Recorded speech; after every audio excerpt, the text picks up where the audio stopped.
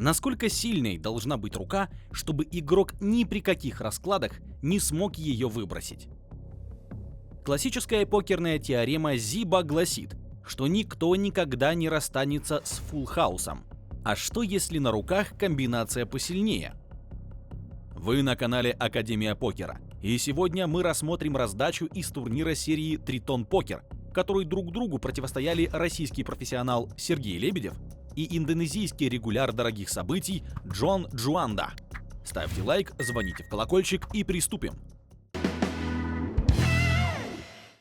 События разворачиваются в Будве, черногорском городе на берегу Адриатического моря, в 2019 году принимавшем европейский этап серии хайроллеров Тритон. Наша раздача из турнира по шорт-деку в формате Ante Only. То есть банк создается только за счет анте, без участия блайндов, а значит эти позиции вовсе отсутствуют за столом. На ранней позиции лемпит Даниэль Дворес, вслед за ним уравнивают Сергей Лебедев, Даниэль Джанглмен Кейтс, Джон Джуанда, а Вай Кин Йонг на позиции дилера объявляет чек. Образовался мультипот с участием всех 6 покеристов за столом. Банк 275 тысяч фишек. Чип-лидер с большим отрывом Дворес. У Джуанда и Лебедева приблизительно равные стеки с небольшим преимуществом россиянина. Хочешь научиться играть в покер, но не знаешь, с чего начать? Записывайся на курс индивидуального обучения Академии Покера, и наши тренеры разработают для тебя полную карту твоих занятий. Неважно, какими знаниями ты обладаешь сейчас, мы сделаем из тебя крепкого регуляра средних лимитов. А чтобы твоя уверенность в конечном результате была так же высока, как ауты на ривере, мы пропишем все условия в договоре. И наши тренеры будут обучать тебя до тех пор, пока ты не начнешь уверенно бить поле и зарабатывать покером. Все подробности в закрепленном комментарии. Выходит флоп со спаркой тузов и шестеркой. Джуанда уже на второй улице получает готовый фулл-хаус.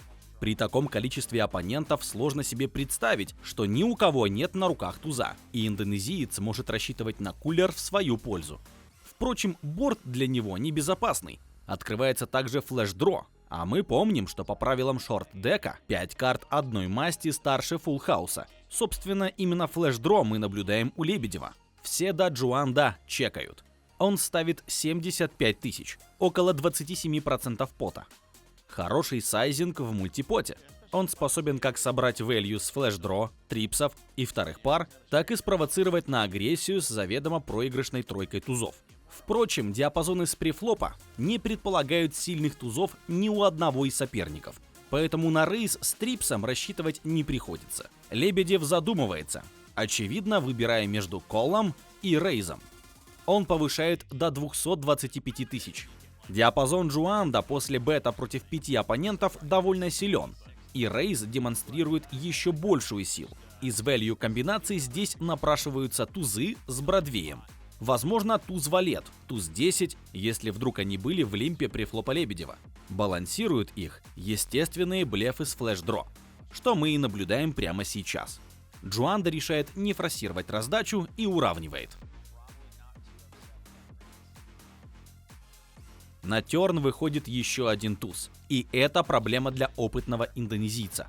У него все еще фулл-хаус, но его бьют тузы и любая андерпара, кроме пятерок и ниже, если вдруг карманки с какой-то частотой попадают в рейс Лебедева на префлопе. Впрочем, у россиянина все еще много флеш-дро, а тузы на борде сами по себе блокируют каре в его руках. Впрочем, не очень оптимистично ситуация выглядит и в глазах Лебедева, с чем Джуанда уравнял его рейс.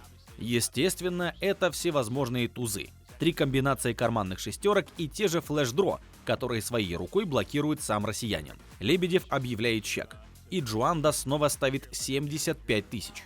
Но теперь это уже 10% от банка. Даже в случае доезда во флеш Лебедев проигрывает потенциальным каре.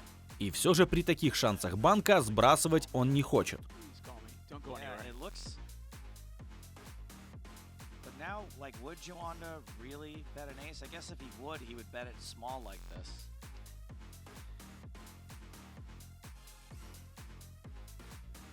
Call. And Lebedev makes the call.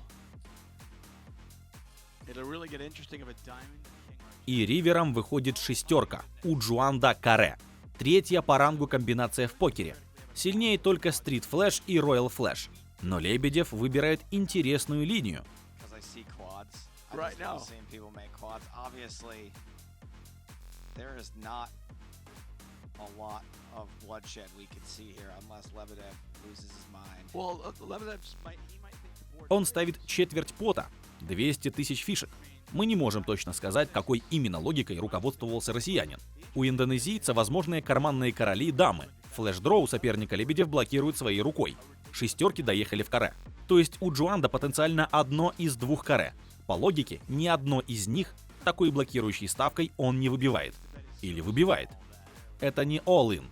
В стеках обоих оппонентов фишек в 2 раза больше, чем в банке. Easily limped in with a hand as good as queens. Even kings, to be honest. I mean, just И Джуанда верит Лебедеву. Фолд.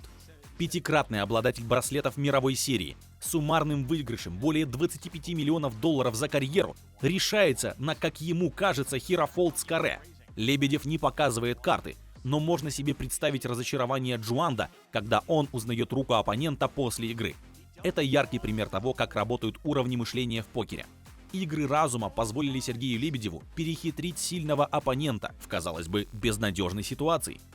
Спасибо за просмотр. Пишите в комментариях, можно ли вообще выбрасывать такие руки, как каре. На нашем канале есть и другие видео из серии невероятных раздач.